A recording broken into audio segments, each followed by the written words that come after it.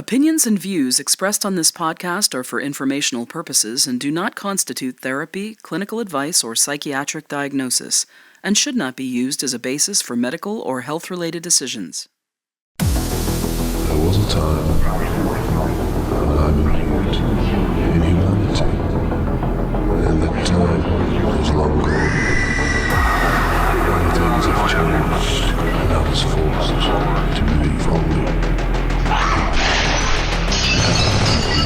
Hostiles inbound. We're under attack. We're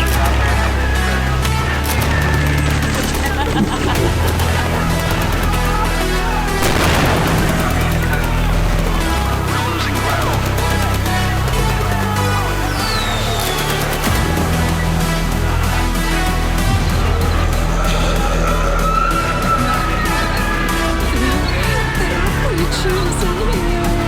Air support inbound.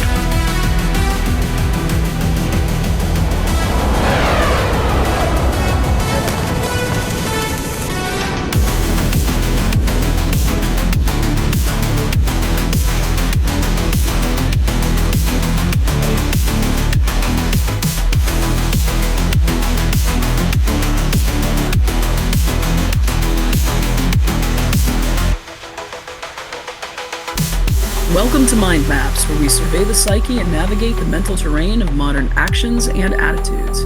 I'm your host, Heiðrūn. I've got Ulf here in the war room with me, and we are mapping minds over at Freefolk Works. To learn more about who we are and what we do, head on over to freefolk.org. To learn more about this podcast, visit freefolk.org/works.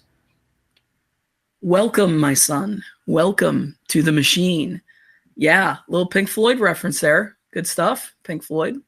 I'm a fan. Are you a fan, Ulf? I'm a fan of one of their songs, and that one is not it. Okay, then. Today, we are going to be talking all about the machine that is the mind, and specifically the cogs in it, or what we term here in the Free Folk, the mass cog and the fem cog. That's short code for masculine cognate and feminine cognate. Is there a difference in capacity between the two for pro-social behavior and arguably moral worth? The ancients seem to believe so. As we read from the Gospel of Thomas, Simon Peter said to them, "Let Mary go out from among us, for women are not worthy of life." Jesus said, "Look, I will lead her, that I may make her male, in order that she too may become a living spirit resembling you males. For every woman who makes herself male will enter into the kingdom of heaven." We also find this concept in much earlier Vedic and Hindu traditions regarding escaping what is called samsara, or the cycle of birth, death, and rebirth. And while women could technically escape samsara, it was much easier for men to do so. Isn't that right, Ulf? That is correct. And why is that? Well, the reason for that is simply their capacity for agency. They have to be able to project forward. They have to be able to set boundaries and enforce them, and also be self-powered. You know, they can't have to escape samsara. You cannot be trying to gain the approval of those within samsara, because you're by definition leaving them. And the masculine psyche is better equipped to do that. Right, and to maybe frame this in Germanic terms for those of our listeners who out there who follow our heathen Germanic folk tradition, this would be the ability to act upon one's own weird, correct? Yes. Or to put it in terms that non-heathens may understand, it's the ability to decide your own fate. Correct. So let's see if we can learn why this belief was held by Christians, Vedics, and others, as we take a deep dive into the psychology of the masculine and the feminine. So to begin, we have to take a look at cognition. All species have a masculine and a feminine cognition. We observe this from nature. But we particularly observe this in higher order K-selected species, as we shall see. Now, generally, cognition is oriented towards one extreme or the other in individuals, and we refer to these as the masculine cognates, or mas cogs, and feminine cognates, or fem cogs, respectively. Let's take a look at some of the traits that define a fem cog versus a mas cog. And this is just a short list that we're going to be giving you. There are many, many, many traits. It's an exhaustive list, but just to kind of give you a basic overview, the fem cog is unconscious. Okay, that means that her psyche is very plastic and malleable. That means it's easily programmed, easily impressed. It's like a tabula rasa, right? You can put anything to it. Very suggestible. Other traits that the femcog is known by are what we would call re traits. If you remember from our previous podcast, we mentioned two word elements, two prefixes in specific, re and pro. Re is almost always associated with a feminine action. Pro is almost always associated with a masculine action. So the femcog receives, retains, returns, reflects, reacts, resists, and so forth. She feeds back. And because of this, she also has a tendency to deflect accountability specifically. She's dependent and non-agential, and this makes her a net consumer. Again, we're talking about a feminine psyche here and not necessarily a physiologically female human. The mascot. Is this why we hear so much reeing from the femcogs? It very well could be, Ulf. Very well could be. I'm sure there's some relationship there. Mm-hmm. Okay. Moving on to the mascog. The mascog, by contrast, is conscious, so he possesses self-knowledge, and he's one who acts upon the feminine. So he programs, impresses, and suggests. And he is known by the pro word forms or prefixes. He provides, protects, produces, procreates, proliferates, proacts. He moves forward. This is a forward-moving motion. He assumes accountability, takes on responsibility. He's independent and agential, and that makes him a net producer. So you can see the differences there. And if you don't mind me, go ahead, please. Can I interject here? I just want Please. to make it clear for our audience that as we're talking about this, we're referring to masculine and feminine because these are traits that are associated with the male being masculine, the female being feminine. We're not talking about the physical sexes of the people, because you can have males who have feminine cognition and you can have females that have masculine cognition. So it's not tied to the actual physical sex of the people that are being referred to. And, to become more masculine or more feminine in your thinking does not require some sort of outward physical manifestation of this. Okay, so there's no need to worry. Here at the Free Folk, we oil our cogs. We don't use tranny fluid. So just to clear that up. You are full of one-liners today, aren't you, Ulf? I am full of something today.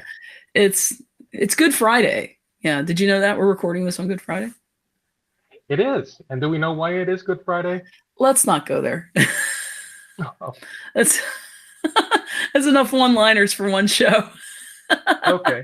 Okay. We can save that one. let's save that one for now. So yeah, as Ulf points out here, the default state of the psyche is female. That is, that the psyche begins in a state of unconscious, unknowing suggestibility and programmability. Masculinity, by contrast, exists only in higher order K-selected mammals, and this is something that has to be cultivated. Now, we know that folks listening out there, they might not be familiar with these terms: R selection, K selection.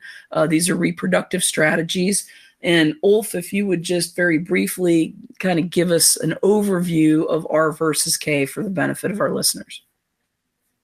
Certainly. And this will be very brief. If people want more information on this, there's plenty of lectures out there that can go hours. But in brief, the K-selected mammals are those that highly invest in their offspring. They have fewer offspring. They invest a lot of time and energy raising them to be successful. And they also have empathy for others within their group. They will protect others within their group. This is most often seen in predators, but not solely in predators, because you'll see this behavior in things like deer, elephants, other pachyderms, rhinoceroses, where they act K-selected even though they are what we would typically designate as prey animals. The R-selected do not invest in their offspring. They have a spray and pray reproductive strategy where they just try to put out as much offspring as possible, hoping that some of them live. They have no in-group empathy. When the predators or whatever attacker comes by, they'll sort of huddle together and hope that whatever the threat is takes one of the other ones, and will do absolutely nothing to help whichever ones are taken. And also here, this is generally applied to prey animals, but we do see some predator/scavenger animals that display R-selected behavior. A good example of that is hyenas. And an interesting note about hyenas is they are a female-led animal group, whereas most mammals are male-led groups. Interesting. I did not know that about hyenas, so I learned something new today. Yes, the highest-ranking male in a hyena group is lower than the lowest-ranking female. Interesting. So they have what we would call a gynarchy, right? Yes. Gynarchy. Okay. So yeah, cultivation of masculinity is essential for the agential man or woman. And we want to make sure everybody understands the distinction that we're making here between masculinity and maleness. These are not the same thing. We are not suggesting anything of a transgenderism or augmentation of the body or anything like that. This is strictly a psychic state of mind or mindedness. Correct. And I would go so far as to say that the transgenderism is a misunderstanding of what's going on internally, because again, this being a psychic state, your outer expressions of sex really have nothing to do about it. As we're going to see, there are definitely masculinized female psyches and feminized male psyches. So, just because you have you're a more masculinized female, it doesn't mean you're in the wrong body. You're in the right body. You just think differently than perhaps the majority of females. Likewise, the feminized male, it doesn't mean you're in the wrong body. It means you just think differently than the majority of males. And that's okay, but it's a psychic thing. It's not a physical thing. And you just want to make that very clear. Of course. And I just want to make a slight correction to what you just said there, because you used the word thinking. And I would say it's a cognitive function. It's not necessarily thinking, because what we see in the feminized types is that they emote. They don't necessarily think. So it's how they process the information specifically, that there's that difference. Oh, yeah, correct. Okay. Thank you for I know you probably meant the one. You meant the one and not the other. Yeah, that's fine. Or I'm just using my masculine thinking and thinking that everyone thinks the way I do. Exactly. Well, that's something that I run into as well. Being a masculinized female, we're on the same page there. So, getting into the personality archetypes, let's talk a little bit about that now. Beginning with Carl Jung. Carl Jung is, of course, a famous psychologist, and he gave us the personality components of we're going to go over those now. There's 5 of them, I believe. Is it 5? Persona, shadow, anima, animus, and self. I guess there's technically 4 for an individual, depending on whether you're a man or woman, but there's 5 total.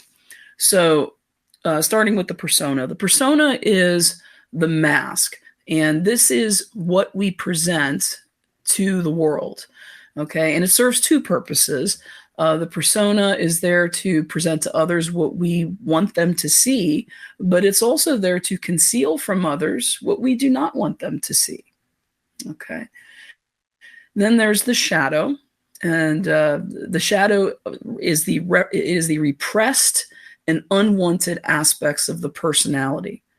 Okay. Now the shadow gets a bad rep, and I think you have some thoughts on this, Ulf. I know, because folks sometimes are taught to destroy the shadow or to seek to destroy the shadow.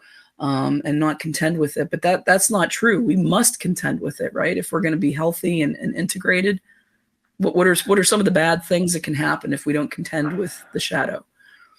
Yeah, that's one of the unfortunate aspects of what I call the neo-religions, and it kind of goes across all of them. It doesn't matter whether it's Christianity, Hinduism, New Age, paganism, whatever. Is the desire to destroy the shadow because that's your unwanted personality aspects.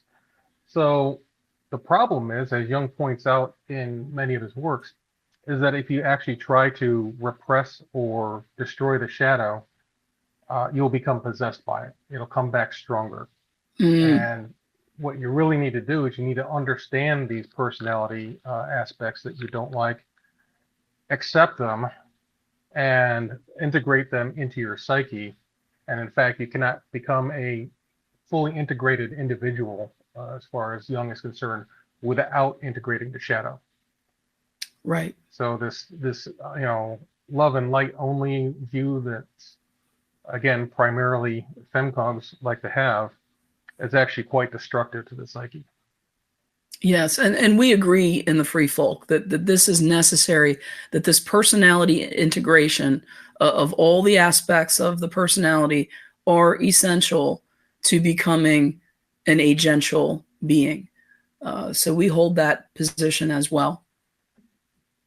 Now let's get into the anema and the anemus. So the anema applies only to men. It is the inner feminine psyche in men. And this is the balancing contra or counterbalance to a man's outer masculine expression. All things in nature seek a balance. So this is nature's way of balancing man. He has this inner feminine psyche to balance his outer masculine expression. The anemus serves the same function for women. It is her inner masculine psyche, and that's a balancing contra or counterbalance to her outer feminine expression. And then finally, there is the self. The self is the fully integrated, individuated personality. By individuated, it means that it is not dependent upon anything other than itself. It has no attachments. It has no dependencies. It's fully integrated and individuated. It is its own, and it possesses self-knowledge. This is the agential man or woman. So according to Jung, integration of the masculine and feminine psychically is a prerequisite for selfdom, and we hold that to be the same in the Free Folk. Any comments on Jung, Ulf? Nothing in particular, but it is important to note, the anima and the animus. I know I pronounce it differently than you do. That's fine. They're not necessarily like 50-50 divides within people, but oh yeah, there's a spectrum. Sure. Yeah. If I'm not, incorrect on this, and I may be, but I believe Jung saw it as kind of the ideal for the integrated psyche to be almost 50-50 male, female, again, whatever your biological sex is. And I'm just thinking of some people that I think have strong expressions that are probably close to 50-50.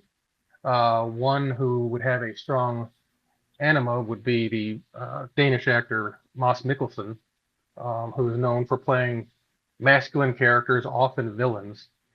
Yet, if you look at him, just the way he moves and his outward expressions, you can see some strong feminine expressions in those, even when he's, being the evil villain beating the hell out of James Bond or something like that. Yes. Mm-hmm. And as far as a strong animus, the best example is someone nobody's going to know, but she was a girl that I knew when I was younger.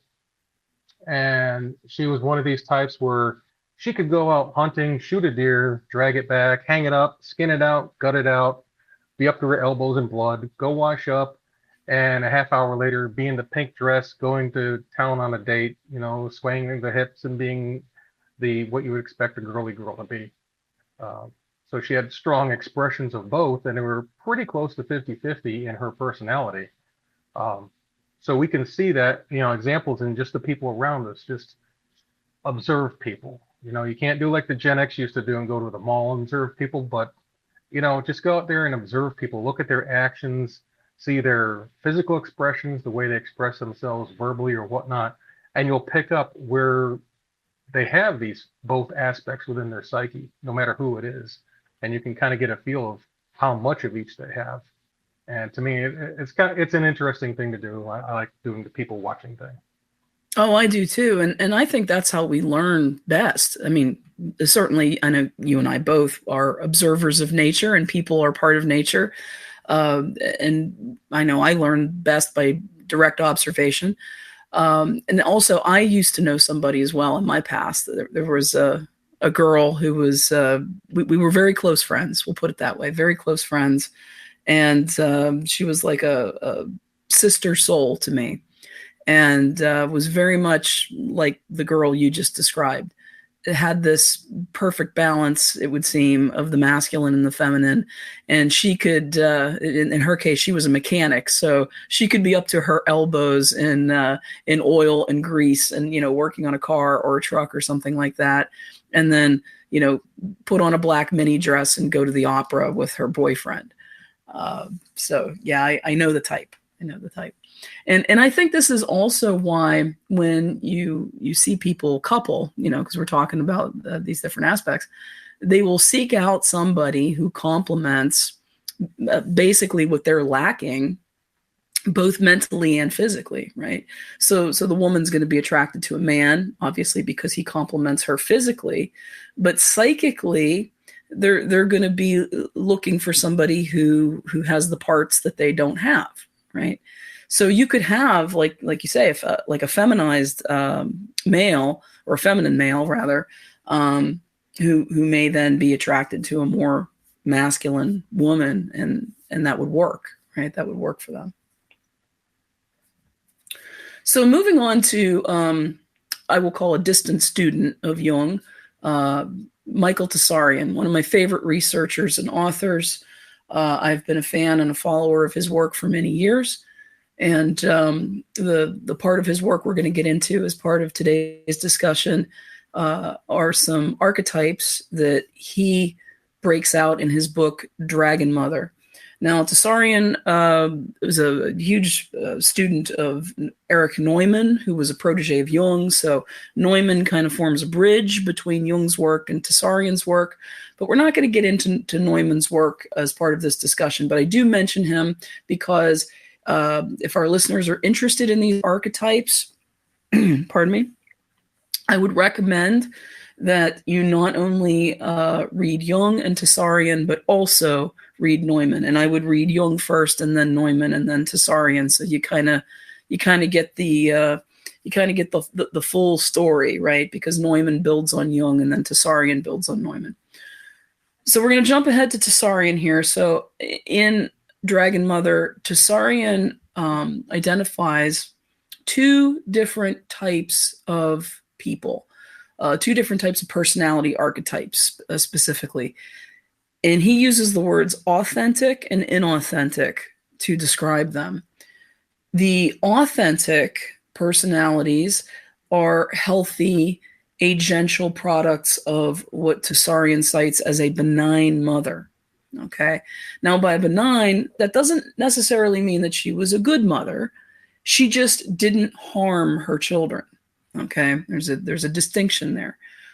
So she may have been less than adequate in her maternal and nurturing capacity, but she did not harm the children. And these two types he cites as masculinized. So there's the masculinized female, or what Tsarion calls the daughter. And she is known by the following traits. She's grounded, balanced, sensible, creative, productive, moral, and just to name a few. And then there is the masculinized male, or the son. And he is known by these traits. He's balanced, sincere, forthright. He's a moral agent who is driven and goal-oriented. He's an architect on culture, and he builds sanely and decently. Now, this doesn't necessarily mean that that he builds for others. So I want to be clear here. The masculinized types, while they have a good moral compass, and they're grounded, and they don't have any pathologies, right? They don't have any psychological pathologies that they're contending with. They are often self-interested, and so they don't always world build necessarily for others or for the sake of society, although others and society do often benefit from the products of their works. They are often quite introverted and are more interested in building for their own reasons. The inauthentic. Let's get into these types. So the inauthentic personality archetypes, they are malignant, obviously, by contrast. They are not agential, and these are products of what Neumann calls a terrible mother. We're going to make a Neumann reference there. They are not selves. They tend to be highly extroverted, by contrast, and resistant to reality and reflections of it. So, for example, if somebody reflects a truth for them, particularly something that reflects something in their shadow that they don't want to look at and don't want to contend with, they can react quite negatively to that, even violently to that. And they are resistant to even contending with it, let alone accepting it. They're also prone to addictions and dependencies of all kinds, and this is because they are addicted to the external world. Specifically, they're dependent upon the external world and its stimuli for their sense of self, a sense of self, but not actually selfdom. Okay, these are not personalities that are fully formed and integrated and individuated, as we cited above with Jung. So let's get into the feminized types first. The feminized types, Tsarion cites as being the most inauthentic, okay, the most false. The first one is the feminized female. The feminized female is known by her castrated state. She has been desexualized by her terrible mother so as to not be a threat to her mother's sexual dominion, right? This is going to be the girl whose mother probably starts to begin to sabotage her in her adolescence, right? When she's starting to come into flower. This is where we're going to see the rivalry between the terrible mother and what will become the feminized female. As an adult, this feminized female envies and despises both the masculinized types, both the masculinized female and the masculinized male, for their strength and power. However, she needs that strength and power. She can't create it herself. She can't, she can't produce it of her own agency. So she will play the docile female. She will play the damsel in distress or the princess, so as to attract a strong and powerful male into her life. And she wants that male only for the strength and power that he brings into her life. She does not love him or desire him for himself, but only for that strength and power that he provides to her. I know I'm going through these really quickly. So Ulf, if you want to jump in at any point, please feel free. Do you have anything? I think I'm going to let this roll for a little let it bit, roll? and I do have some things that I'll say towards the end. Okay, very good. All right, so the feminized male, let's move on to that one. He, like his female counterpart, is castrated by the terrible mother and so rendered impotent by her. Of course, not physically. We're talking about psychically, right? This is a psychological phenomenon that's occurring here. And why does this happen? Well, this happens so that the terrible mother can render that feminized male incapable of domination. It is the domination by the male, specifically rape, right? But we're also talking about psychological power and not just physical power. She fears that. So she psychologically and psychically castrates him so as to render him incapable of wielding that power. And so what he ends up becoming is this sort of a female in male form. There's this feigned femaleness that he learns to project out into the world. This type of feminized male is known by his sort of liberal attitudes, maybe very far left leaning attitudes. He's the mystic, the humanitarian, and he even embodies the female. You had pointed out, Ulf, earlier, that actor Mikkelsen, who, in his outward expression has some feminine mannerisms or appearance or gestures. We see this a lot with the feminized male. He may pay particular attention to his outward appearance, his grooming, his clothing, how he looks in public, his hairstyle, things like that. He's known to be a collectivist and is opposed to the individual. In fact, all of these malignant types that we're going to describe are opposed to individuation and the individual in general, individual rights and so forth, because they themselves are not selves, right? This all comes back to them not being self. And he also tends to get involved in kind of woo-woo, religious new agey stuff. He's into exotic traditions and he's a seeker and a reformer. The figure from the 1960s, the 1960s hippie is kind of what comes to mind there. All the feminized types are a product of the terrible mother. And the reason that they become feminized is this is her ego, her will acting upon them to eliminate competition from her very offspring and to turn them into essentially slaves for life. And that sums up the feminized types. Did you want to chime in here, or did you want me to keep going, Ulf? Well, an interesting thing on the feminized male, you mentioned the hippies from the 60s. Mm-hmm. I'm not sure if you had this when you were in high school as a Gen Xer, but we did. One of our sociology teachers pointed out that you can tell, he just said between boys and girls in the hallway, but it's really masculine versus feminine types, is where the girls would they would walk through the hallways and they would hold their books up above their chest, like a shield. So in front of their chest, like a shield, and kind of, scrunch their shoulders down and try to just make it through the crowd. Whereas the boys would hold their books down at their side and basically use them as a battering ram to get through the crowd. Yeah. But something I remembered you brought up with the feminized male is, I don't know if you use this term, but we call them the artsy fartsy types. Yes. Yes. They always wanted to have the beret and the round John Lennon glasses and, all that. They'd wear the sweaters just like the girls. Mm-hmm. But I remember noticing that those types also, even though they're male, held their books up in front of their chest rather than at their side and just kind of tried to slink their way through the crowds. Did you ever notice that? I noticed that, and again, we're mapping we're mapping the psyche here, right? That's what we do on this show.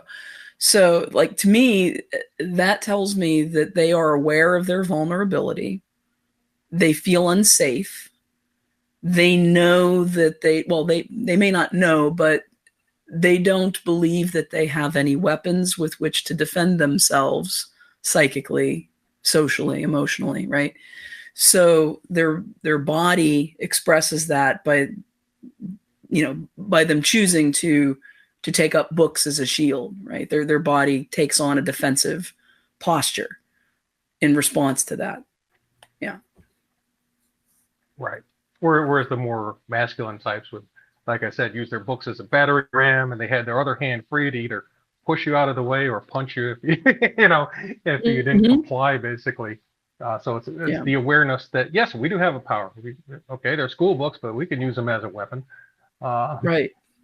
So and then I just thought of that, and that was an interesting comparison that you just brought back to mind. Yeah, and then by contrast, I would say that the masculinized female, who does have confidence, right, because she is a self, she would be walking very confidently, but femininely, right? So, she'd be dressed appropriately, but she's not covering up her breasts with her books, right? She doesn't feel sexually threatened. She feels sexually confident, so she's gonna sway her hips and walk like a woman. She'll walk like a lady. She's not going to walk like a working girl. We'll put it that way. But you know what I mean. She has that confidence. She's confident in herself, and that shows in her body language. Yeah. Right. And in our school, they typically carry their books in a backpack, with the one strap over one shoulder, the hand holding it, and then the other hand free, walking like a girl. So yes, not protecting herself, just casually carrying the load in a way that's easier for her, but also not using them as a weapon like the boys would. Right. But not, what I was pointing out is she's not concealing her physical femininity. Right. She's not concealing. Right. Yeah, she's not concealing that, and she doesn't feel vulnerable because of that either. Right. Exactly. Good stuff. I'm glad you brought that up. That was good. So let's get into the terrible types. Terrible people. Those bad people. The terrible type. We're using a term that was coined by Neumann. Neumann refers to the terrible mother, the terrible female, the terrible male. So these are actual terms coined by Erich Neumann, as I said, who is the bridge between Jung and Tsarion. So Tsarion cites the terrible types as being the most deviant. So whereas the feminized types are the most inauthentic and false, because they are the feminized male is the farthest removed from nature, but the terrible types are the most deviant and can do the most damage. So we'll begin with the terrible female. Both of these types, by the way, are armored. Okay, armoring is another term. It's a Jungian term, I believe, but Neumann uses it a lot too. And basically, psychological or psychic armoring is a tactic that's used to try to protect one from attack, from harm, like in the way we just described here, with these examples of how people hold their books, as teenagers in high school. That's actually a perfect example of armoring. Anyway, the terrible female, she has a feigned maleness. In other words, it's a projected phallic power. Projected because it's not real. She doesn't actually possess it. She obviously doesn't possess that phallic power physically because she's, biologically a woman, but she doesn't possess it psychically either. So it's false. It's just a projected phallic power designed to try to rule over others and terrorize others. She is a terrible mother in the making. If this type of female ends up having offspring, she's going to do to them, what she would do to anybody else who's under her influence. She's going to be overbearing. She's going to be dictatorial. She can be very defensive and severe, condescending, frigid, critical of individuality in her children. She will stunt her children, sabotage her children. She has a slave relationship with them. They're objects, they're slaves, as we described above. and her will is the only will that is to be served. If she's in a relationship with a male, either a marital relationship or even just a romantic relationship, she's going to treat him the same way. Okay, these behaviors that we've just described. This is where we get the term Karen from, right? Ulf, this is the Karen? Yes, the terrible female is the Karen. The Karen, or the girl boss, Whereas the feminized female would be the Stacy. The Stacy, yeah. Mm-hmm. Okay. Next, let's move on to the chivalric male. This is another one of Tsarion's archetypes. Neumann calls him the terrible male, and he's also armored, of course. He is the most deviant because he has an overly masculinized consciousness, okay? And he over-masculinizes his consciousness, which means he takes it to an extreme, right? He takes it to a pathological extreme. And he does this to attempt to escape, I should say, the influence of his terrible mother. This goes all the way back to the early formation of the psyche and the formative years of childhood. So this is the dude bro. This is the guy who has that tough exterior, and he talks big and he acts big and, he barks a lot, that type. He's highly, highly armored. This is all to try to protect him, to try to protect what is actually a very fragile ego, and an absence of a fully integrated and individuated self. So this show of hardness by him, it's all a pretense, right? It's very brittle armor. This is the kind of guy you see them, the keyboard. What do we call them? The keyboard warriors. Ulf, is this? I know you have some stories to share about the keyboard warriors. Wasn't there some guy who was on a previous podcast of ours many years ago? He said he was going to bring the violence or something. What was that? Yeah, he was one of these guys that's, beating his chest about, whatever we were talking about at the time. I don't even remember. Enough to remember. And I literally just said, are you going to shut up long enough for me to answer your question? Yes. And then, oh, you're telling me to shut, I'm going to bring the violence. I know where you live. I've been to that state before. I'll come back. I'll do it. I will. And just going on this tirade, it's like, okay, so you're threatening internet violence. Woo. Yeah, they and can that's be one of the things. The chivalric male, like you said, they're a barker. Okay, they'll really bark. are. They'll threaten these things, but when it comes down to actually doing them, they tend not to do that. And they'll often couch it as an appeal to authority. Well, I don't want to get arrested by the cops. No. It's because you don't want to get punched in the mouth. That's exactly. So whereas the chivalric male is the barker, the masculinized male, being more introverted, won't bark all that much, but when you cross the boundaries, they're actually quicker to bite than the chivalric male will be. And they'll leave a mark too. That'll be something that will leave a mark. To remind you not to do that again. Right. Correct. Yeah. Yeah. As I often say, the feminized male has no penis, right? Because he's been rendered impotent by the terrible mother. Of course, psychically, we're referring to this psychically. He's not actually, missing a part there.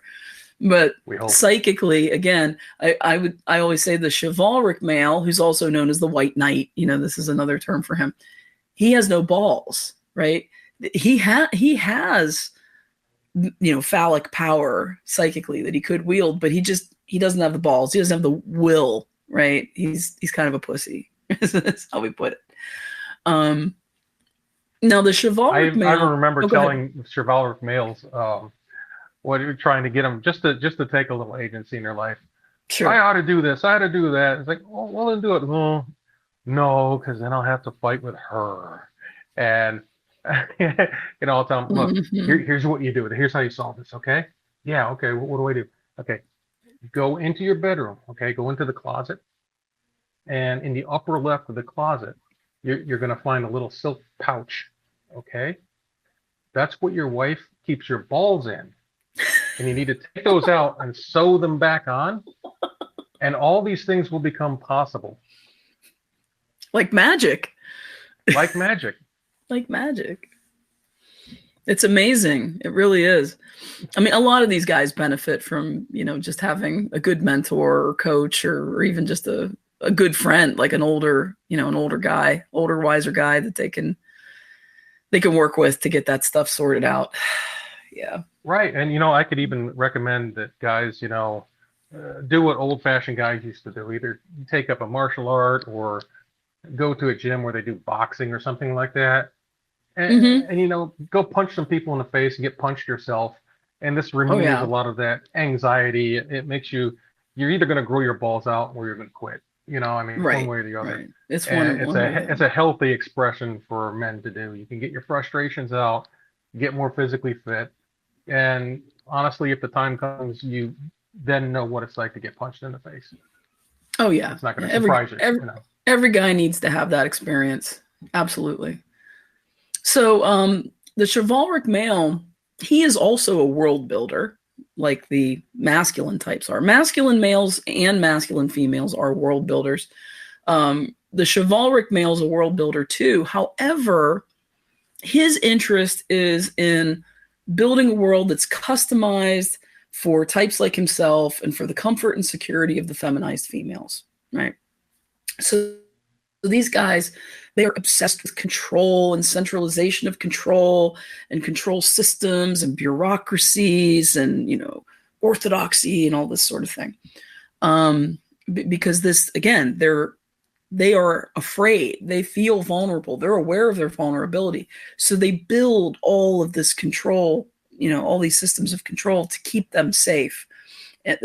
Keep them safe, keep those like them safe, and keep the females who are under their dominion safe and comfortable. So we've gone over all four of the malignant types now, I believe, right? Inauthentic malignant types. Okay. Yes. Okay. Now, if you don't mind, I would like to add some comments here. Yeah, I think you wanted to talk about the father influence, right? Do you want to talk about the father influence? Because we didn't touch on that. Yeah, we're going to get into that. Now that we've discussed all these types, let's do that. Know what they are. The masculinized types, the daughter and the son, are only possible with the investment of a father during childhood. Right. Okay. And we have to be specific here. It's the capitalized imperial father. Simply having a man present in the house does not mean he's performing the role of a father. Ulf. Okay. Ulf. The imperial father? Luke, I am your father. That's correct. Sorry, couldn't resist. That's right. Your father. We have a sense of humor here on Mind Maps. We have a sense of humor. Go ahead. We do. It's a strange one, but we have one. Please. So yes, the father will, performing the actions of the father, he has to be able to say no. Okay. Not only to the children, but to the mother. He's the boundary setter and the lawgiver within the house. And if necessary, he'll cut off your hand.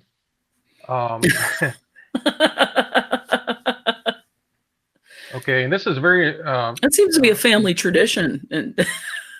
Yeah, why not, right? Right. Okay. All right, you're old enough, son. Here, come. I'm going to cut your hand off. All right, there you go. Now you're a man. Rite of passage. All right.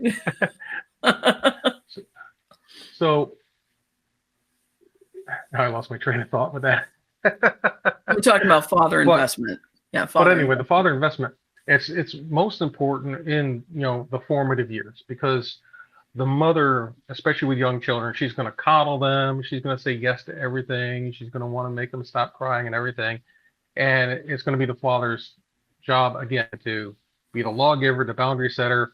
No. But mom said, no, I don't care what mom said. No, you're not doing this. You're not going to get this toy or whatever. Okay. So they're starting to understand there's boundaries within the world And it's not only that there are boundaries for them, it starts giving them a demonstration on how to set your own personal boundaries as you grow older. Mm-hmm. It's also important later in life, in your teen years, because your son is going to most likely emulate you, because you are the primary male influence in his life. So if you are the good father, then he's probably going to grow up to be a good father, husband, if he chooses to get married, because he's going to be emulating you. He's not going to be emulating the dumbasses at public school and having them fill in as the father figure, okay? Because you're going to be the dominant father. Just as important, your daughter is going to look for men like you. So if you are a bad father, if you are an abusive father, an abusive husband, it's counter to logic, but those are the kind of guys she's going to be looking for and be attracted to. Or worse, you have to go ahead. I was gonna say, or worse, if you are an absent father, she's going to seek out relationships with men who are unavailable, both physically and emotionally. Yes. So it's critical that the father be present and invested in the family throughout the raising of the children. You could probably get away with a little less during the teenage years, but it's still important. And this is going to get lots of likes. If the father is not interested and is not invested in the family, you're leaving those children subjected to being raised by the mother.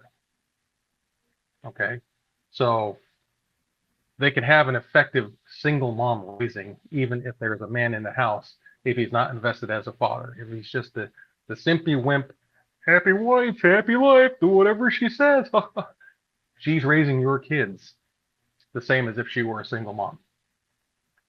Now, if you're lucky, she won't be the terrible mother, but the single mother, and we will do an entire podcast on this, guys. Yes, we have one coming.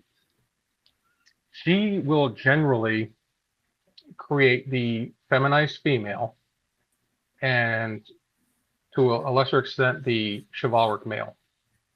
Okay, so the feminized female is going to pick up on the fear of the mother, okay, because she's not being protected by having a proper father in the house. So the mother is fearful because she's not being protected by a masculinized male. She's going to just impart that fear into the girl. She's going to be, she's going to be kind of castrated. She's going to, envy and despise masculinized types because she was lacking that growing up. And it's just going to be a terrible situation. Likewise, this is the standard, not terrible mother. You're going to get the chivalric male out of that because this chivalric male, Heiðrūn was nice, calling them the white knight. They're the simp. Okay. Yeah. So she's going to see her father being a simp. The boy is going to see the father being a simp and think that, well, he's going to emulate his father. He's going to be a simp. I'm going to find a woman. I'm going to do whatever she tells me to. And he's going to be, the simpy wimpy. It's just going to destroy the next family also. Whereas, the standard mother wants the chivalric male because, well, this is the way she can get the feigned masculinity and the feigned protection and provision as a substitute for the real protection and provision of the masculinized male. Right. And what ends up happening... Oh, I'm sorry. Go ahead. Did you fit? Oh. No, I'll be moving on. So go ahead. Say what you're saying. Okay. What I was going to say is because all four of these inauthentic types that are the products of the terrible mother, because they never individuate, they are forever seeking approval and validation from her and from the world. And when I say from her, I'm not talking about their biological mom. I'm talking about the terrible mother archetype who they will find embodied in every woman they encounter to whom they are attracted. They will forever be seeking validation and approval because they are not a self. right. And it gets worse. We talked about the standard, quote, single mom. The feminized male, okay, and the terrible female are always the result of the terrible mother. Yes. Now, the terrible mother can also produce the feminized female and the chivalric male, but she tends to produce the more deviant forms. So, yeah, she's not only the terrible mother because she's a terrible mother, okay? She's a terrible person, okay? Because the products of this terrible mother are brought about because she's both trying to eliminate competition from her offspring and she's trying to enslave them for life. So she will, as mentioned, she will try to castrate the female so she's not seen by this terrible mother as sexual competition. And the terrible mother will tend to go through men. So when the semen donor is out of the house and the next man comes in, if the terrible mother has a teenage daughter, she's going to see her as sexual competition for that new man. As sick as that sounds, that's how she's going to be seen. So she tries to destroy that daughter so that she can't be sexual competition, which also means that daughter is going to be incapable of having a healthy relationship with a man once she's outside of the family because she's been destroyed. Yeah. There's so much that I was going to say, there's so much that we could get into about the implications for the individual and society of the terrible mother. We should probably do a separate podcast just on that, because I mean, we could spend, I know I could spend easily an hour at least talking about that because of my work in the on the pathological feminine. That's been an area, as you know, and as I'm sure our listeners know, that I've done a considerable amount of work on, research and so forth. So why don't I think that's going to be a large component of our. I honestly think that's going to be a large component of when we talk about the single mom phenomenon. Is going to be the terrible. Yes. Let's move on with masculine and feminine cognition. Well, I just wanted to go one more thing with the terrible mother on this section here. Please, by all means. I do think it's important. Is they produce the feminized male because they want the castrated, impotent male to not seek out another female to bond with, to form a family with. She wants him to be her permanent slave. So correct. She wants him to be the boy that'll grow up who is always taking care of mom. Oh, mom needs some more money. Mom needs her car fixed or a new car. And it's like the character in the Joker, right? The character. Yes. That Joaquin Phoenix Joker. Yes. So all of his resources, all of his production are still completely at her disposal. And so that's why she destroys the son, turning him into the feminized male. Very astute observation. Well said. Yes. So good mapping. Good mapping. And we can go on to close this out by saying masculinized types, the son and the daughter, are a vast minority. They're outnumbered completely and undermined in society because society is made up mostly of chivalric males and feminized females. And those do make fairly good pairings because they're still complementary because of the physical. They're dysfunctional in different ways. So they kind of end up as a sort of codependent relationship. And whenever people talk about traditional husband-wife relationships, whether it's the 1950s or the 1500s, you're generally looking at the chivalric male and the feminized female as forming that. So it's not ideal, but they are kind of stable, whereas the feminized male and the terrible female are completely dysfunctional. Well, it's because, if I may, it's because the chivalric male, feminized female pairing is more in harmony with nature. In other words, there's nothing physiologically or even technically psychologically, that is in disharmony with nature and natural law. That's why that can work, and that's why that does produce functional societies. But it does not produce high agency. It does not produce high agency societies. For that, pardon me, I'm still getting over this sinus issue I've had. To have that, to have a high agency society or a high agency relationship, you have to have a high agency population that's only achievable with the masculinized male and female respectively. But what we're seeing now, and I think you're going to do a deep dive on this in this next section, Ulf, is that we're seeing an increasing number of feminized males and terrible females who are being produced, particularly in the younger generations. Is that right? And this is now becoming, this is a major problem, because this actually does go against nature.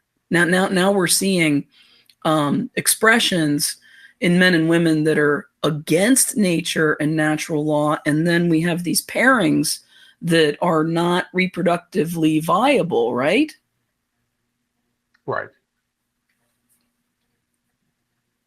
Go ahead, the mic's yours. Okay, so let's move into our next section here with some expressions of these in modernity. As we said, the feminized female is kind of the standard default female. It's what you're going to get unless she's highly invested in, primarily by the father, to make her the more agential, masculinized female. The chivalric male, the simp, is found primarily in Gen X and prior generations.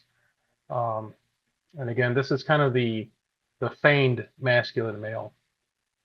And as we just said, they work together because they're at least an image of the natural order. You know, the terrible female, she's a degeneration of the feminized female into the radical feminist. And this largely began with the boomer generation. And I think that has a lot to do with World War II. A lot of men not coming back, and those that did come back just wanted no further, conflict in their life. They'd seen enough. So they did not invest in their children. They just let the wife have the way. And so the wife got her way with the children, got their way with him. And the goal was, this is where we heard, happy wife, happy life come up. They just wanted harmony in the household. It's like, so, they would go into the coma mentality, KHOMA, is just keep her off my ass. And, so they started this thinking of like Gloria Steinem, whatever a man can do, I can do better. Strong, independent woman, don't need no man, ride the fish bicycle.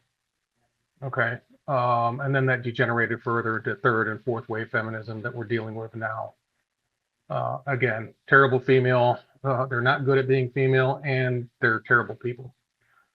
The feminized male is a degeneration of the chivalric male into a non-agential neutered form. And as we moved into the millennials and the Zoomers, and unfortunately probably the Gen Alphas, we're seeing a larger percentage of the feminized male coming out. And again, we'll get into this later, but it's a direct result of the single mom phenomenon. Now let's make a distinction here between a neutered form of a psyche versus a hermaphroditic form versus an androgynous form. Okay, the neutered psyche does not possess male or female aspects in an appreciable degree. These are the people we see walking around and have essentially no personality. Okay, they don't have a persona or a mask. There's nothing there. They may be referred to as NPCs, and it's actually a pretty pitiable existence. If I may briefly Certainly. interject, I would also use the term castrated here, because a lot of these folks, and I I'm not trying to diagnose anybody. I'm just making an personal observation. It's just my personal opinion. But I think a lot of these folks who are identifying as some other gender or some kind of like, sexual, some type of sexuality that has no basis in nature, they are products of this psychic castration by the terrible mother. They're searching for an identity because she has castrated their true identity from them. I think that's what we're seeing there, and that's why they have these challenges. I agree, and that's the basis of calling this neuter. It's just like Yeah, an animal neutered. Yeah. It's the removal of the reproductive apparatus, basically. correct. But both in this case, both physiologically and psychically. Yeah. Correct. Yeah. Okay. Moving into the hermaphroditic psyche, they can't reproduce. It's like a physical form. Whereas it seems to possess both male and female aspects, however, they're non-functional. So it's a false image of the androgyne. This is going to be the transhumanists like this a lot. They like to reduce the differentiation physically between males and females. They want males to think more like females, females to think more like males. And we kind of see this in the soy boy phenomenon. Okay, but it applies to both sexes. But where you have the boys who can't grow body hair or facial hair very well, as is a normal masculine male characteristic of humans, they tend to think in a more feminine way, and their development is stunted by the increase of estrogens in their diet, primarily, and also the psychic component is from the single mom phenomenon. But you also see females observing this also, because you'll see the later generations of girls being less curvy, so they don't have the broad shoulders, broad hips, narrow waists like previous generations did. They're more the 2x4, but also they are much more aggressive. They're quick to go to physical violence, which is, both of these are aspects of, again, the massive amount of estrogens in the food. Well, part of the female reaction to that is to overproduce testosterone, which makes them more aggressive, more prone to physical violence. And then you have the psychological aspect of living in a gynarchy where they're supposed to be protected from any physical retaliation, so they think they're safe in doing that. And unfortunately for them, they often find out that's not true. Right. Especially when they do that with another female. So we're seeing the effects of the estrogen dominance, both physiologically and psychically, again, because of the influence of the gynarchy. Yeah, as above, so below, as within, so without. Right. Then we get to the androgynous psyche. And this is what Jung refers to in the fully integrated psyche. So you're possessing both fully developed male and female aspects. So your anima or animus is relatively equal with the dominant personality. Your shadow is integrated, and so you basically you're getting the best of both worlds. Okay, and this is the kind of what should be the goal. You can see this again in ancient and even more recent religions. Is the development of this balance is part of the key to ascension, so to speak, whatever they call it in your particular religion. And we saw that with your quote from the Book of Thomas of making Mary cognitively more resembling males, when what Jesus is saying there is he's going to balance out her psyche to make her male enough to essentially ascend. Correct. Within the Gnostic / Christian archetype. And if I may add to that? Yeah, I do actually. So again, this speaks to the cultivation of agency. And why do we want to cultivate agency? It's not just so we can act in the world and assert our will in the world, but it is to be self-governed, right? The capacity for self-governance is what makes it possible to have a highly agential society. When we have people, when we have a majority population where people cannot or will not govern their own behavior, in a pro-social and cooperative way, within their in-group, of course, then it becomes necessary to govern them externally with a lot of laws and rules and control constructs and things of this nature. And this places an impediment upon liberty and upon the individual's ability to self-actualize, right? When we cultivate this agency by masculinizing our psyche, we are making it possible to have a more high agency society, so where we need fewer laws, where we don't need to be governed externally. In other words, if all men and women were masculinized, there would be no need for laws, because the law would be written on our hearts and we would act rightly in our deeds and our doings. This is what we do in the free folk. This is essentially our mission right here, is to bring about these highly agential men and women so that you can have a highly agential society. Right.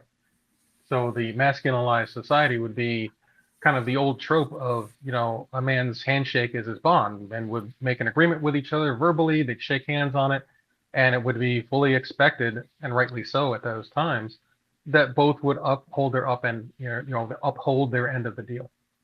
Exactly. Your word is your bond.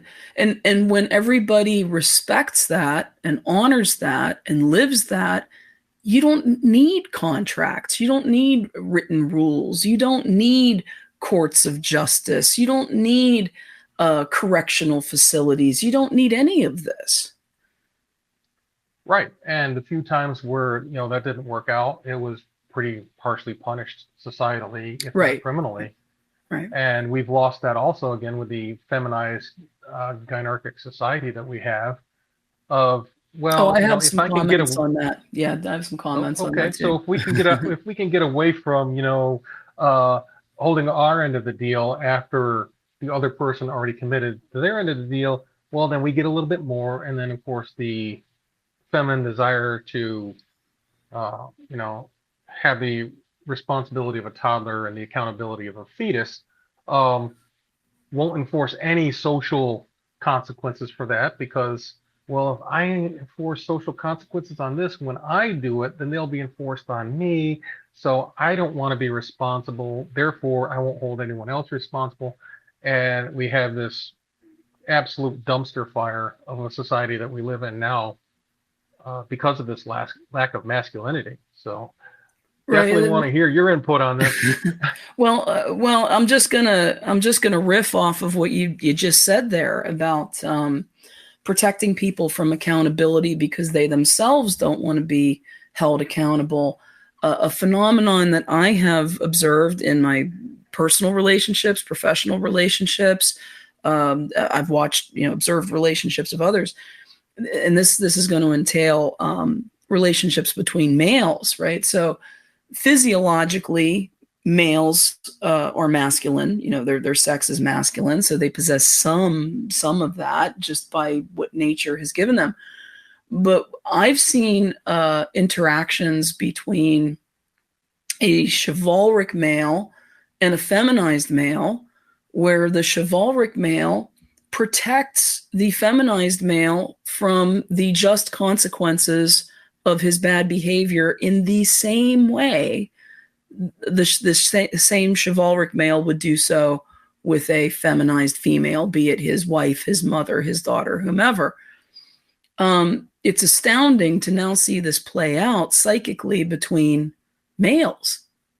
And I'm not talking about sexual relationships here. I'm not talking about two homosexuals. I'm talking about two males in a platonic relationship, be it personal, professional, what have you, in which the one protects the other from the just consequences of bad behavior. It's astonishing to see.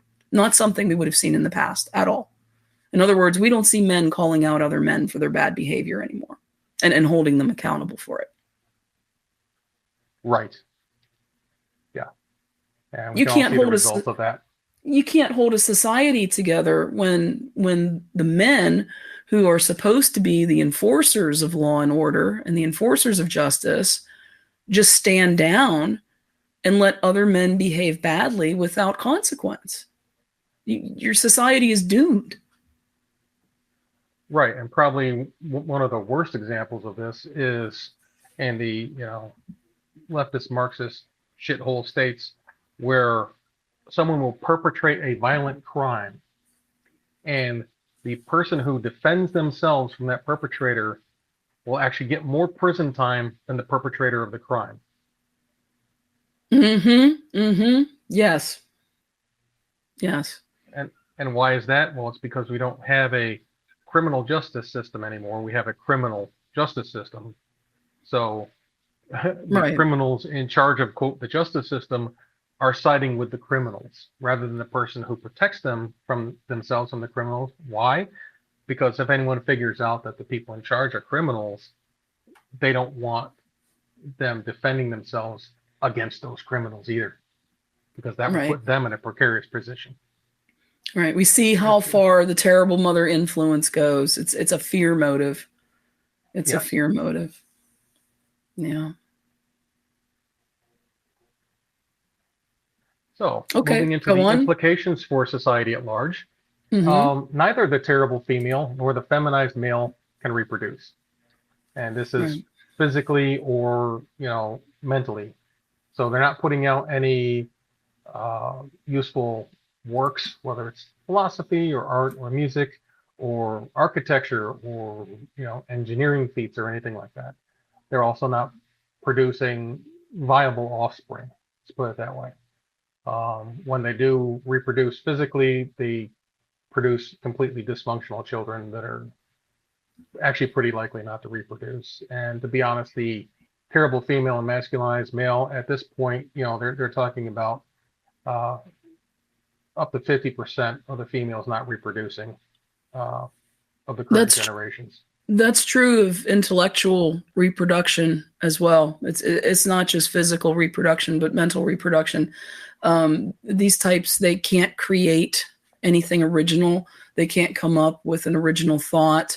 They plagiarize, they parrot, they create, or I shouldn't say create, but they generate degenerative works, degenerative art. I think what we're seeing with AI sort of expresses this in the extreme. But yeah, it's not good. Yeah, they like you said, they can't create, so they make the AI draw their pictures and write their stories for them, and then just pass it off as their own because they don't have the capacity.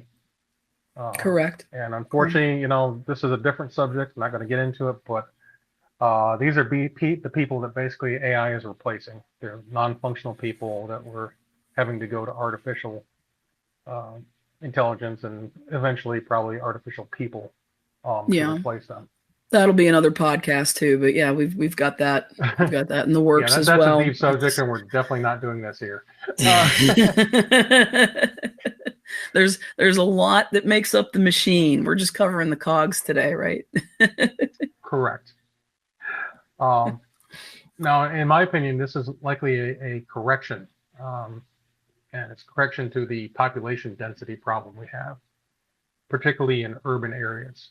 Because we do see a higher production of the masculinized male and female in more rural areas. And in fact, the lower the population density, the higher the incidence per capita we see of those types.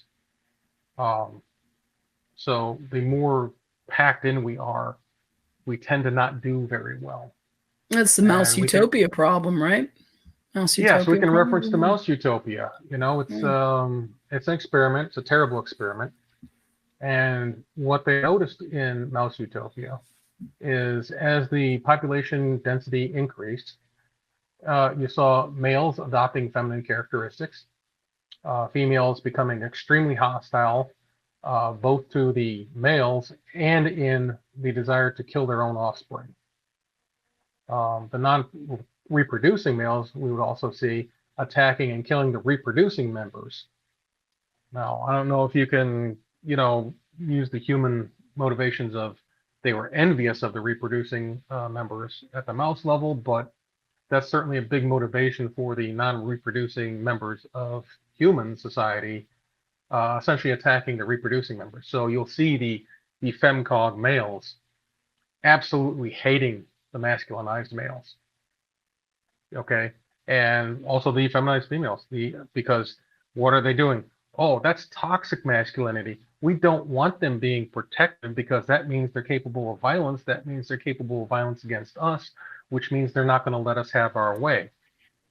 So they want to absolutely attack and knock down the reproducing members of society. Now, in Mouse Utopia, this correction to population density went too far, and it resulted in the entire population dying off. I don't think that's going to happen with humans, simply because there is the more rural, not dense populations out basically in the country and flyover territory. Mm-hmm. I do think it's going to get extremely bad in the cities. Oh yeah, and we see this in densely populated nations like India, where it's just enormous populations concentrated in small areas. It's really, really bad. And we see this in large cities, both in Europe, the United States. So it has nothing to do with whether you're first, second, or third world. It really does seem to be a population density issue. What were you going to say? Yes. Well, I was just going to say that I do think that it's because the non-reproducing population envies the capacity for reproduction that we'll just call them sexually successful, because it's not even necessarily a reproduction thing.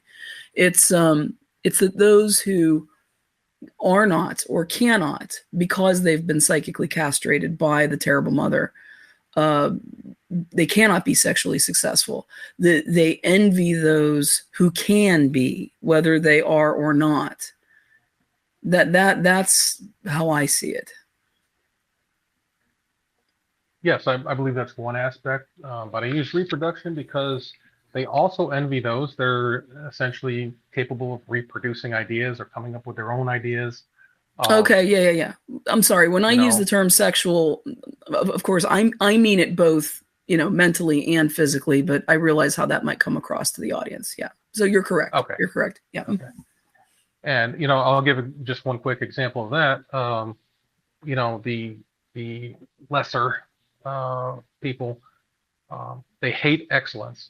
So I had this the underperformers. The underperformers. Yeah, right? yeah, absolutely. Yeah, we'll call them that.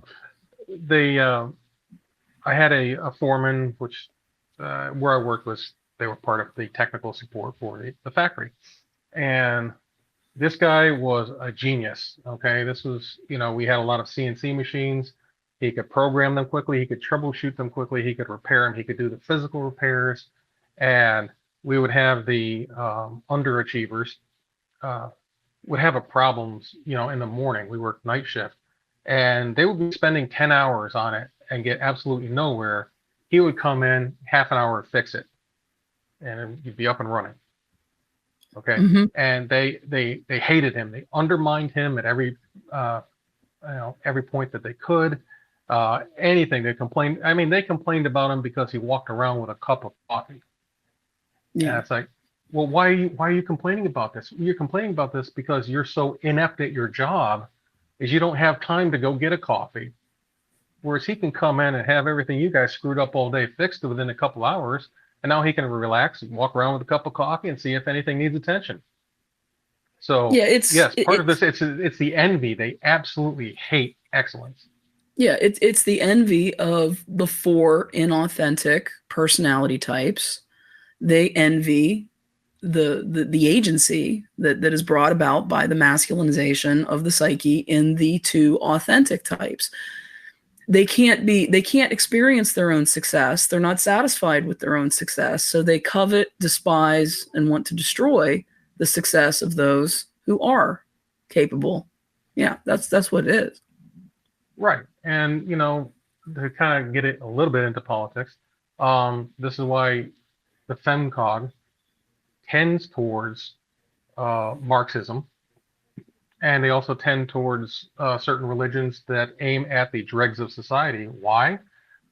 Because these philosophies and religions demonize the highly successful. They want to bring everyone down to the lowest common denominator so that they have some sort of equality. So leveling, they call that leveling. Yeah. Right. So rather than trying to level up to bring the underachievers up to a higher level of performance, well, they're lazy and they want to bring the overachievers, if you want to call them that. I just call them the successful. Right. They want to drag them down to their level so that they don't have to become any better. They don't have to learn any more or perform. Right. And, again, this is why Marxism never works. But we won't get into that too much anymore. We don't want to get, that is true. off track. Right. So looking at society at large and interaction at the personal level, they're most stable when all participants are mascots. They're all the sons and the daughters. Right. You're not really going to get that. That's kind of a utopian dream, if you want to call it that. However, close to the same level of stability can be achieved so long as the behavior of the femcogs is strictly controlled by the mascogs within the group.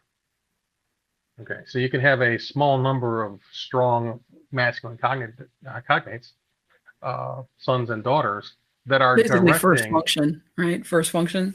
Is that what we're talking about here? Within our functional framework.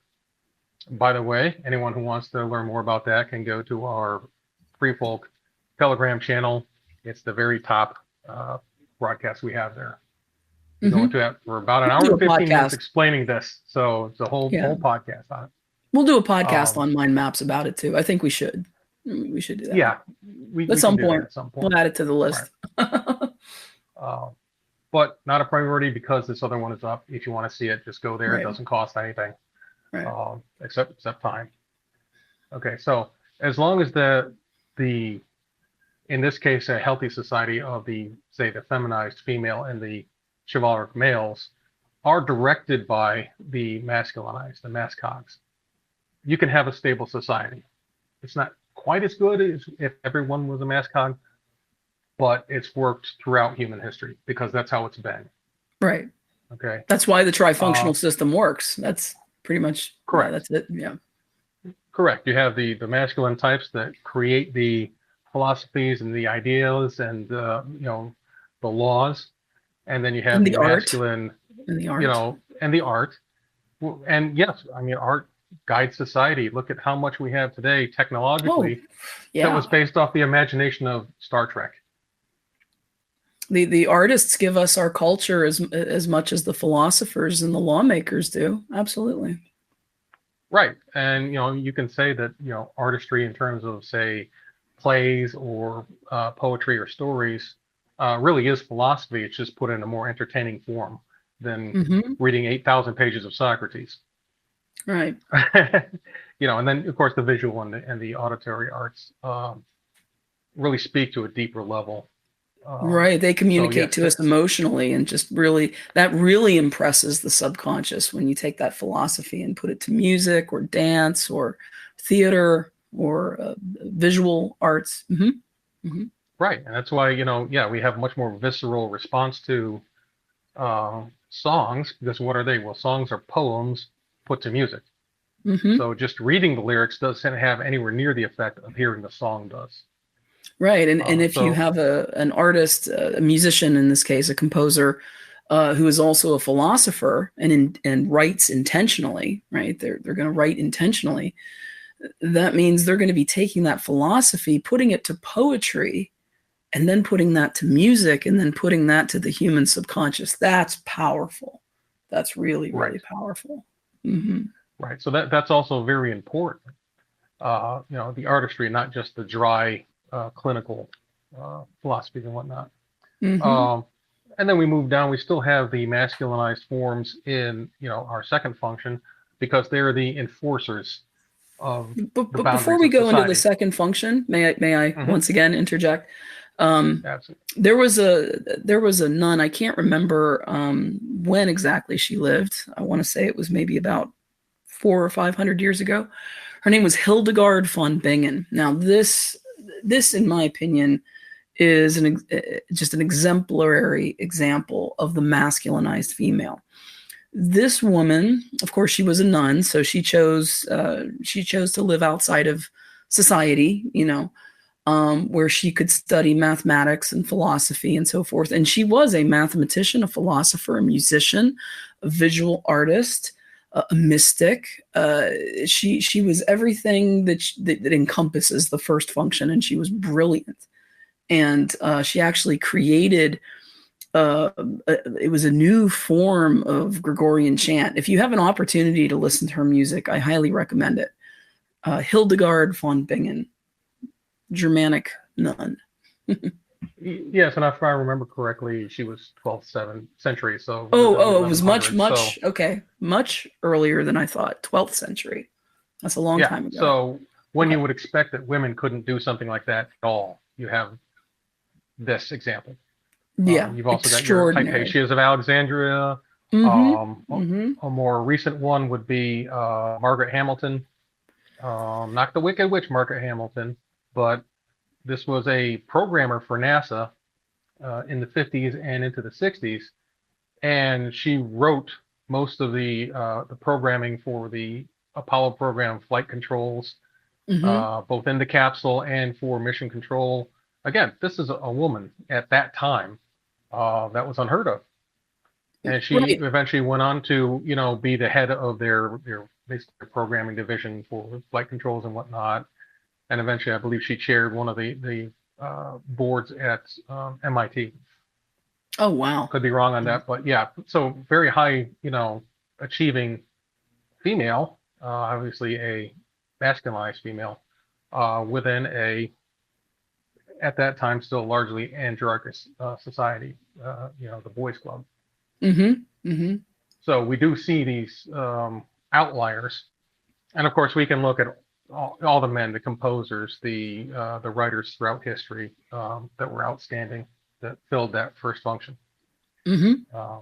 Outstanding ones that I love, Isaac Newton and Nikola Tesla. Oh, yes. Yes. Foundations of modern society on those two men. I agree.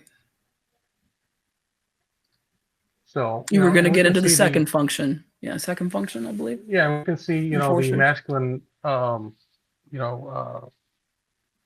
expressions moving into the second function, because, again, the second function is kind of like the father of society. They're the enforcers of the law, enforcers of the boundaries. They keep everyone in line and make sure everything is harmonious. So when you have people that are the non-masculinized types that have to be kept in line, it's the second function that kind of keeps them in line. And as you move further down, even in the bottom of the second function into the third function, you'll see more of the feminized types come in. It's interesting how that works. Yeah, that the farther down the functions you go, the more feminized it becomes. Right, because you see the top of the pyramid, the first function, has the most agency. In fact, to the point where they largely live outside of society. They're not really a part of the hierarchy. So they have the maximum agency, the map. And as we move further down, the ruling class is the second function. And I see what you did there. They have the map. I see that maximum agency. Go ahead. Yes, maximum agency people. Yep. Then you move down to the rulers and the enforcers, the police, the military, stuff like that. And then you move into the third function, which has even less agency, the producers. They still have some agency, because third function is going to be your entrepreneurs like Elon Musk or Bill Gates. Whether you like them or not, they're entrepreneurs, extremely successful. Jeff Bezos recently just, launched his Blue Origin rocket up there, the giant penis with 6 entertaining women in it. We laugh, but I don't have my own space program with big penises that I can launch. Well, if that isn't a projection of that isn't a projection of phallic power. We were talking about our terrible types there. Look, we laugh at it, but I guarantee the engineer that designed that rocket is laughing even harder. I bet he is laughing all the way to the bank. Absolutely. Okay, keep going. Right, I don't want to break your stride. So we can see observe this dynamic, even going back to ancient times. And I like going back to ancient times because it shows that this is a perennial concept that has been all through human history. It's not just a modern thing. So we can see this within ancient Norse mythology, which Heiðrūn and I both like, where we have the character of Loki, who is basically the definition of a femcog. So even though he is a male figure, and he's a feminized male figure. that can change depending on the story, but we won't get into that. So Loki, as a femcog, the very feminized male, gets himself into all manner of problems. Did he have a dad? Did Loki have a dad? Technically, yes. As in a semen donor, yes, he had a dad. Probably not a father figure. But he was the product of a single mother, right? Is this basically? Yeah. See, okay. Go on. Loki was probably a drive-by. Okay.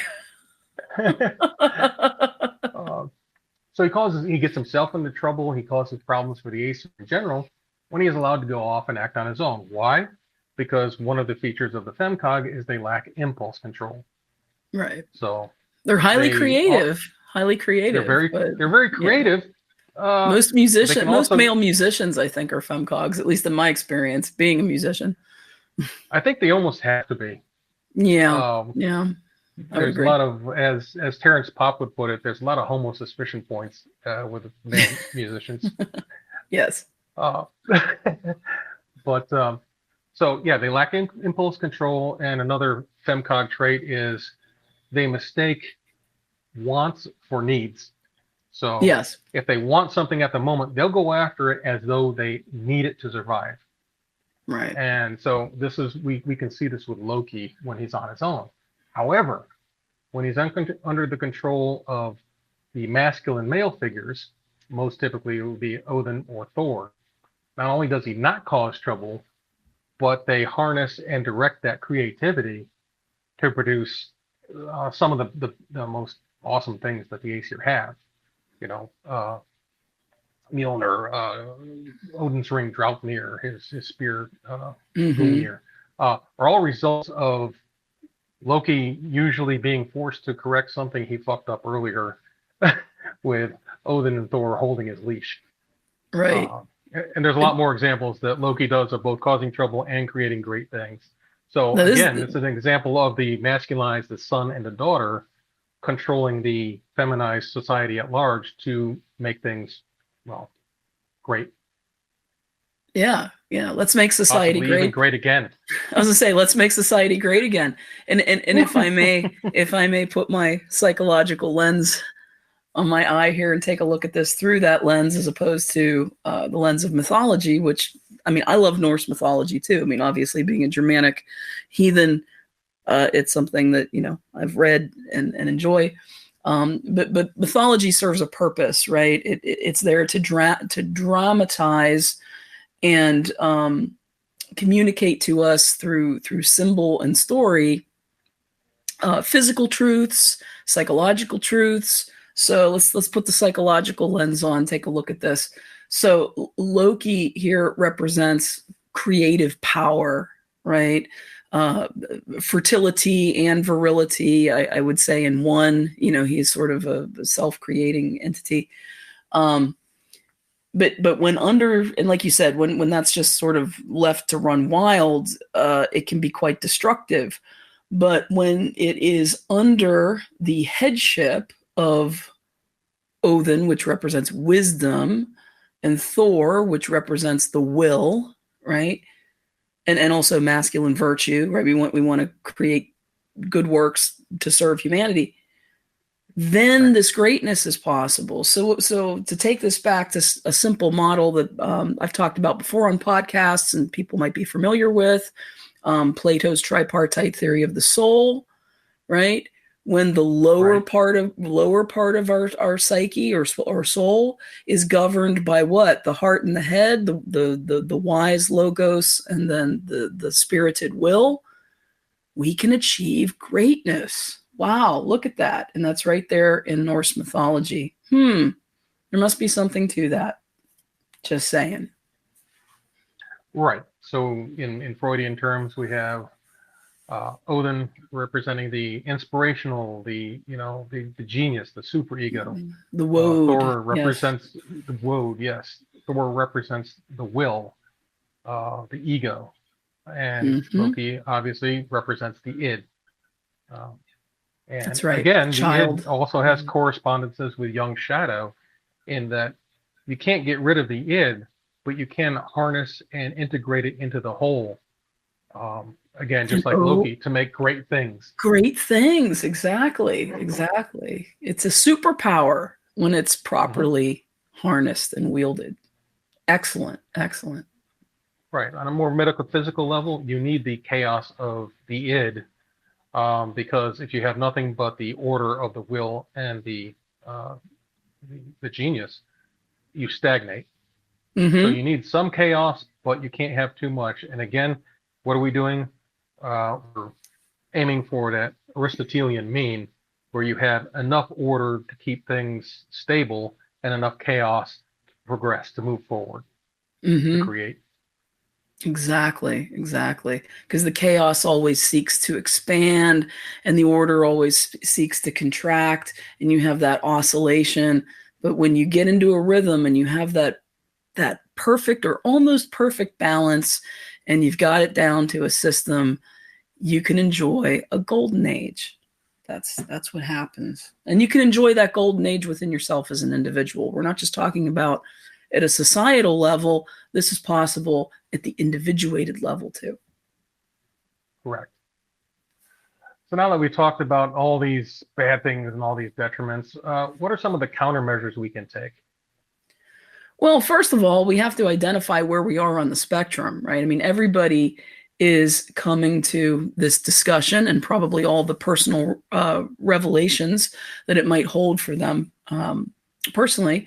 So they first have to identify where they are. Are they a masculinized type? Do they have any unprocessed childhood trauma or things like that? Are they already in this state? Or do they maybe have some work to do, right?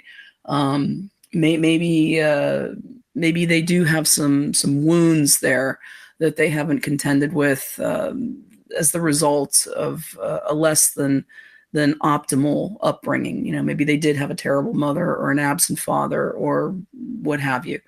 So taking a look at where work needs to be done, healing those traumas if they have them, integrating their psyche if it isn't already integrated, and then cultivating that masculinity if they have not already begun to do so, or if they already have begun to do so and they're fairly psychically fit and masculinized, to then build upon that, right? So just like somebody who's got a physical fitness routine and they may already be in good physical health and in good physical shape, they do have a regimen that they follow to up their game.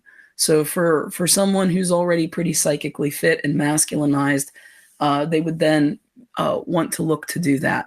And then just do the work. I mean, it's as simple as that. There's no magic pills. There's no magic hacks. You got to just do the work. We live in a natural universe governed by natural laws. We are all subject to those laws. And so we just have to do the work and have realistic expectations of outcome. Everyone can cultivate agency to some degree. Obviously, that degree is going to vary for the individual. Some can make great strides in development, and others, lesser strides. Everyone's different, but we all have room to grow. So that would be my thoughts on countermeasures. So to sum it up quickly, it's just identify where you are, where you want to go, and do the work. Exactly. And ask for help if you need it, always. This is a tough journey, so we don't always have all the answers. Right. And no one's perfect, so we've all got work to do, no matter Right. where you are, how far along in the process you are. Right. So we've been talking at a pretty good clip here. We should probably wrap this up. It's a good idea. Yeah. So let's close. We can conclude from these psychological and behavioral observations that the development of masculine cognition in both males and females is the ideal. However, if unattainable, so long as the femcog is under the headship of the mascog, an agential society can be achieved. Give us your thoughts in the comments below. We'd love to hear from you and what you think about today's episode, Cogs in the Machine. That concludes this episode of Mind Maps. Thank you so much for joining us. Tune in next week when we'll be stepping away from our usual probe into the psychic and instead turning our attention to the impact of AI and our thoughts, opinions, and hypotheses about the role of this technology in what has been called the Great Replacement. Until then, we bid our agents in the field farewell, hold to your purpose, and may the blessings of all free folk go with you. This is Two Wolf Crew, signing off. Get to the extraction point. Thank you for tuning in to this episode of Mind Maps. If you found the content of this episode of value, please be sure to give it a like and share it on your social media networks. To be notified of future episodes, subscribe to Mind Maps on your favorite platform. This helps the podcast to grow and reach more listeners. Your feedback is important to us. Please let us know your thoughts on today's episode in the comments below, or drop us a line at freefolk.org/contact. Until next time, navigators, fly free. You're on your own. Good luck.